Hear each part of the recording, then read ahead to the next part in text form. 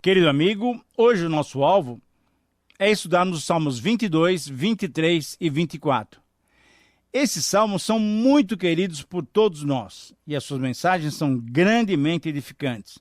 Nesses salmos, veremos Jesus como Messias sofredor, veremos Jesus como pastor divino e veremos Jesus como grande rei da glória. São visões distintas, são olhares distintos sobre o Senhor Jesus, mas nos trazem conforto e alívio para todas as situações em que estivermos envolvidos. Vamos iniciar então o estudo do Salmo número 22. O título é O Lamento do Messias. Quando introduzimos esse Salmo 22, nós temos que reparar que ele é citado várias vezes no Novo Testamento. É um salmo messiânico. Devido à sua mensagem messiânica, ele é citado várias vezes no Novo Testamento. 1000 anos antes de Cristo, Davi escreveu esse salmo em que descreveu o sofrimento e o louvor do servo do Senhor. Logicamente, tendo por base a sua própria experiência, ele retratou claramente o sentimento de desamparo, desprezo, petição e perseguição que sentia ao enfrentar os seus inimigos. Mas, ao mesmo tempo, como já observamos em outros salmos, ele apresentou também sentimentos de libertação, de comunhão, de segurança, pois via no final a salvação providenciada por Deus. Certamente Davi não sabia, mas inspirado que estava sendo pelo Espírito Santo, ele retratava em termos proféticos detalhadamente os sofrimentos do Senhor Jesus na cruz do Calvário em nosso favor. Detalhava o Senhor Jesus na sua vitória sobre o pecado, sobre a morte, sobre o diabo e, consequentemente, Davi profeticamente detalhava também a pregação das boas novas de salvação por todo o mundo. O tema do Salmo é o sofrimento e a glória do Messias. O sofrimento e a glória do Messias. É um tema muito marcante, é um tema que é um tema messiânico. Faz desse salmo um salmo messiânico. Esse salmo é especialmente notável porque ele se refere ao Messias 1000 anos antes dos acontecimentos. Embora incluindo também experiências de Davi, a aplicação a Jesus demonstra mais intensamente a sua mensagem. Vários versículos desse salmo são citados no Novo Testamento em referência ao Senhor Jesus. Jesus mesmo, veja bem, usou as palavras iniciais desse salmo como uma oração lá na cruz. Deus meu, por que me desamparaste? Conforme os estudiosos, esse salmo é citado muito mais vezes em o Novo Testamento do que algum outro texto bíblico. O desafio para nós é o seguinte: se você puder, anote por gentileza. Mesmo experimentando sentimentos de abandono, devemos confiar em Deus, sabendo que Ele defende o sofredor. Essa é a mensagem do Salmo 22. Mesmo experimentando sentimentos de abandono, devemos confiar em Deus, sabendo que Ele defende o sofredor. Verificamos aqui alguns sentimentos daquele que sofre esperando o cuidado de Deus. Essas são as divisões. Quais são os sentimentos que ocorrem normalmente naqueles que sofrem? E eu gostaria que você já fosse aplicando esses relatos nossos, essas explicações nossas, à sua própria vida. Quais os sentimentos que você tem quando você está sofrendo e esperando o cuidado de Deus?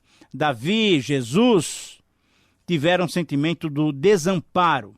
Versículos 1 a 5. Será que Deus tinha abandonado a Davi? Certamente não, mas esse era o seu sentimento naquelas ocasiões.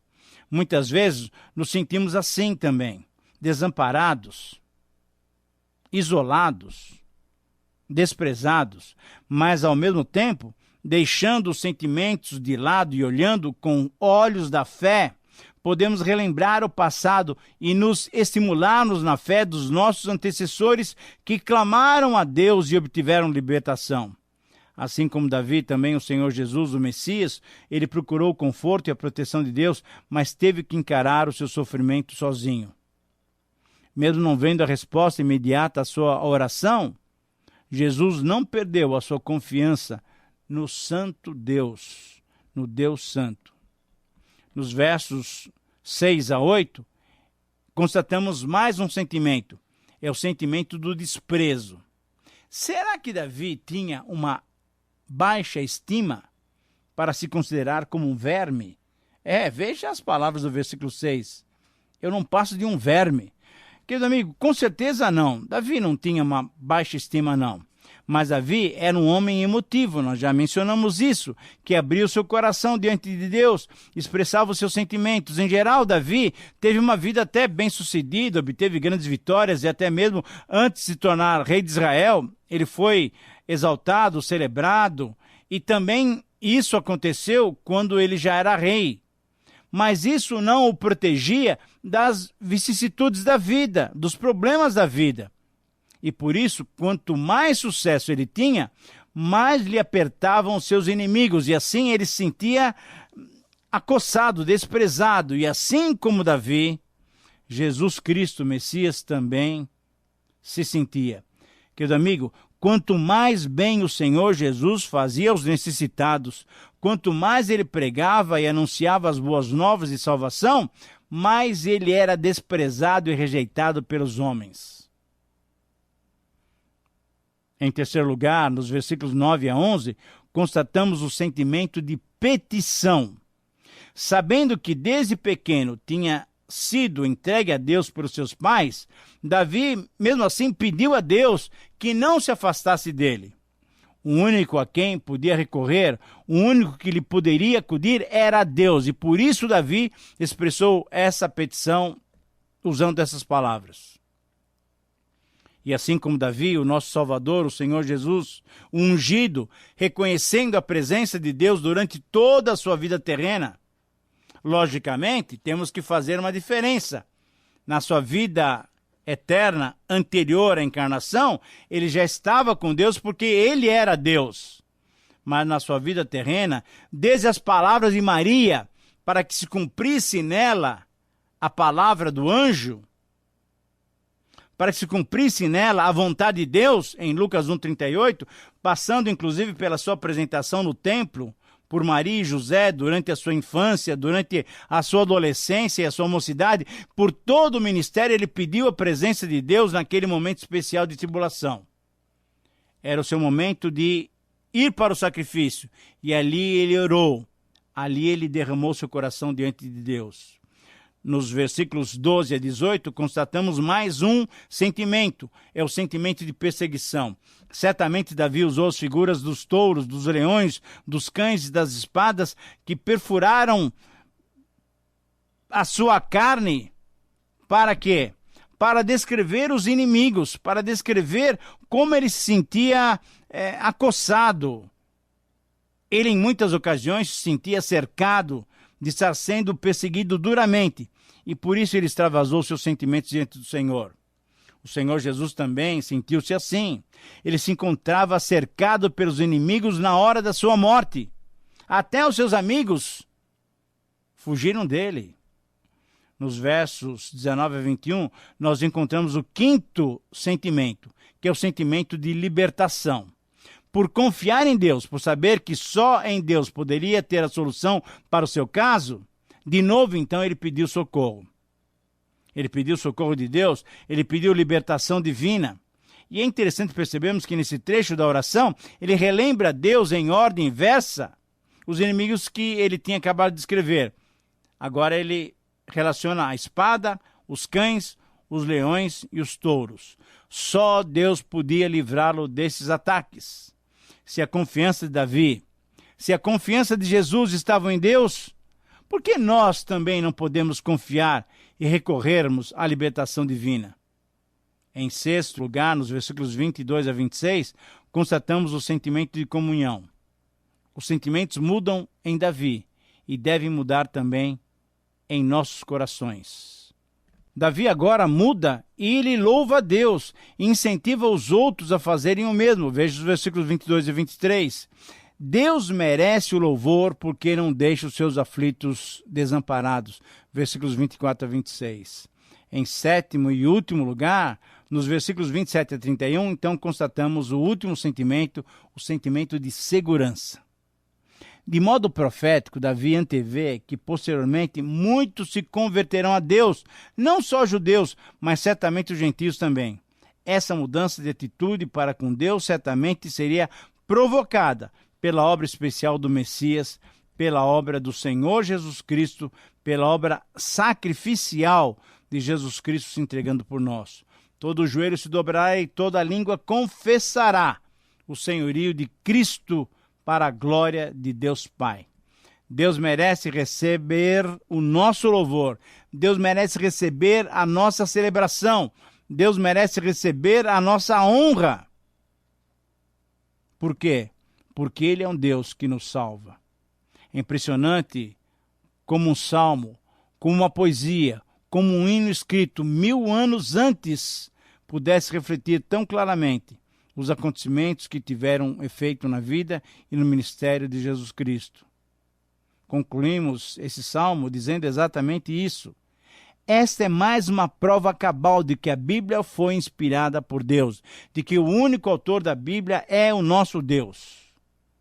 E podemos aplicar essa verdade, esse salmo para as nossas vidas? A pergunta é essa. Um hino messiânico é aplicável às nossas vidas? Sim, querido amigo, sim, com certeza. Por quê? Porque o nosso Senhor se identificou plenamente conosco.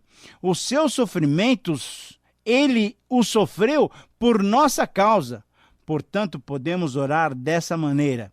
E como Davi e Jesus foram atendidos, conforme a vontade do Pai, nós também o seremos. Você tem entregue a sua vida ao Senhor? Essa é uma pergunta que vale a pena você responder diante de Deus. O Salmo 23, então, é um dos salmos mais queridos. E é esse salmo que nós vamos estudar agora. Com certeza, ele é um dos mais amados, se não o mais amado por todos os cristãos. O título dele é O Pastor Divino. Salmo 23, o Pastor Divino. Certamente, ele é um dos salmos mais conhecidos, talvez até mais memorizado. Esse salmo nos lembra da tranquilidade do servo que realmente confia em Deus. E o tema do salmo é: o Senhor é meu pastor. Esse é o tema, mas é preciso compreender bem o significado dessa primeira frase do salmista. A paz que o salmista demonstra não é uma fuga, não.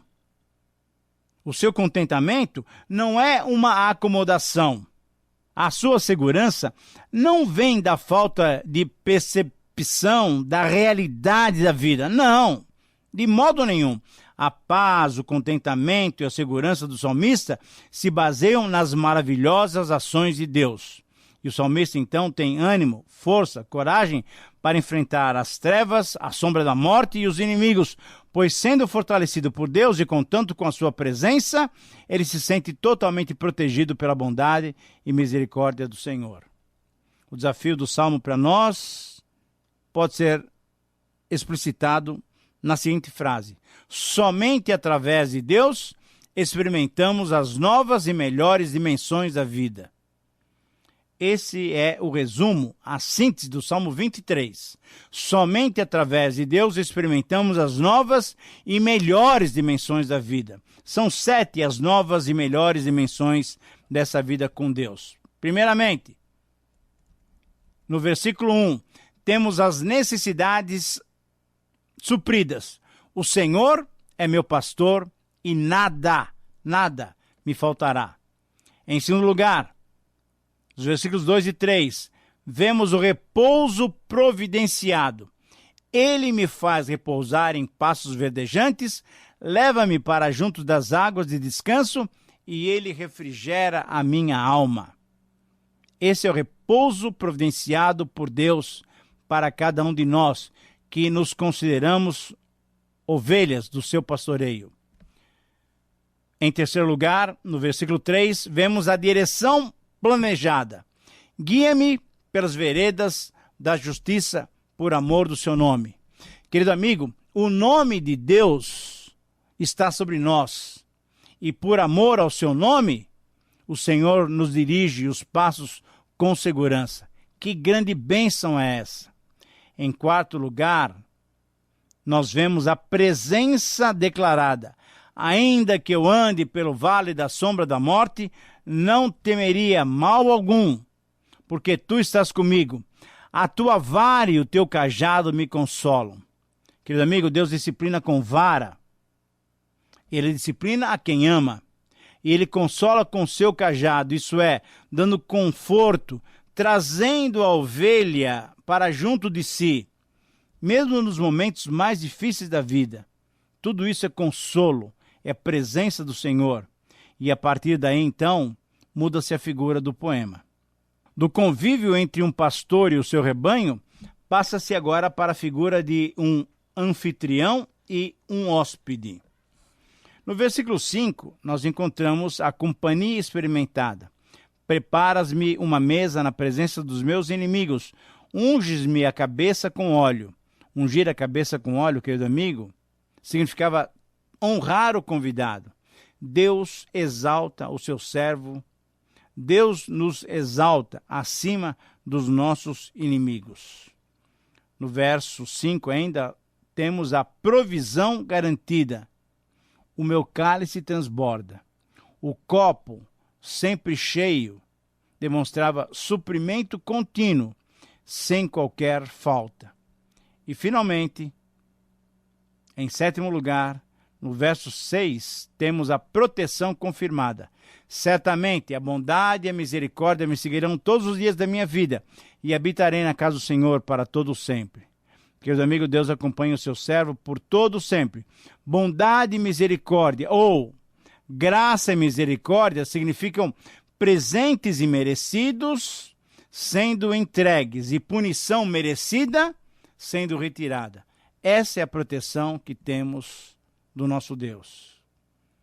Concluímos dizendo que para usufruir dessas bênçãos é necessário confiança, é necessário deixar-nos conduzir por aquele que tem o controle sobre as nossas vidas. Querido amigo, você é uma ovelha do bom pastor? Você reconhece Jesus como seu bom pastor?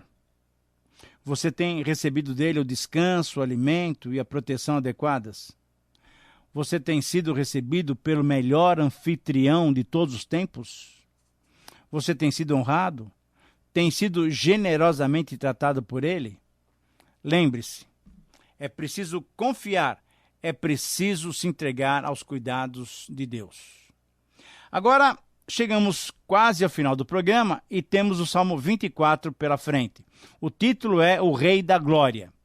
Contextualmente, esse salmo foi composto ou foi cantado no cortejo que celebrava a entrada do Senhor, o Rei da Glória, em Jerusalém. Isso é, como a presença divina estava simbolizada na Arca da Aliança, esse salmo foi cantado quando Davi trouxe a Arca da Aliança para Jerusalém, ou quando ocorriam celebrações comemorando esse evento. Você deve se lembrar que a Arca tinha ficado algum tempo com os filisteus e agora, ao entrar em Jerusalém, se destaca esse salmo como um hino de louvor. O tema dele é a entrada do Rei da Glória. É uma alusão clara ao poderio, à honra e ao esplendor do Senhor. Mas é interessante que esse salmo nos conduz a uma reflexão importantíssima. Quem é que pode desfrutar dessa comunhão? Quem pode subir ao monte do Senhor? Na verdade, o único que tem as mãos limpas e pode abrir a porta para que entre o Rei da Glória é o próprio Rei da Glória. Mas pela misericórdia do bondoso Deus, o homem pode ser perdoado e pode entrar na presença de Deus. Nessa comunhão íntima, o servo do Senhor, então, pode entrar, pode abrir as portas para que entre o Rei da Glória. Logicamente que você deve ter percebido que esse Salmo número 24 se relaciona muito com o Salmo número 15, onde se descreve um homem justo. O desafio do Salmo para nós é, diante do Rei da Glória, todo homem deve se prostrar em santa reverência. Esse é o desafio muito importante e muito atual para nós. Diante do Rei da Glória, diante do Senhor soberano, todo homem deve se prostrar em santa reverência. E nós temos 3 características do Rei da Glória aqui, rapidamente, para que você possa acompanhar. Nos versos 1 e 2, o Rei da Glória é Senhor. Ele é Senhor porque ele é Criador e dono de todo o mundo. Todos pertencem a Ele. Todas as vidas humanas pertencem ao Senhor.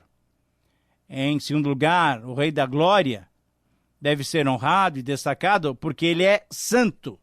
Versículos 3 a 6. Já que Ele é assim tão poderoso, o único que pode permanecer no Senhor é o próprio Senhor. Então a pergunta é: quem pode penetrar, quem pode permanecer na presença do Senhor? E a resposta é óbvia: somente aqueles que buscam a Deus. Eles têm suas mãos limpas, corações puros, não se entregam à falsidade, não juram dolosamente, obtêm as bênçãos do Senhor, são justificados pelo Senhor e buscam a face do Senhor.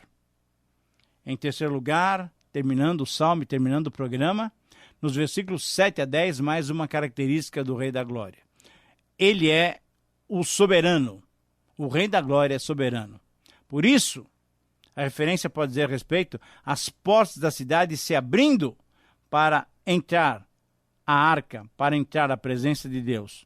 No verso 10, esse Rei da Glória agora é identificado. Ele é chamado Senhor dos Exércitos. Isso é, ele é comandante das tropas de Israel.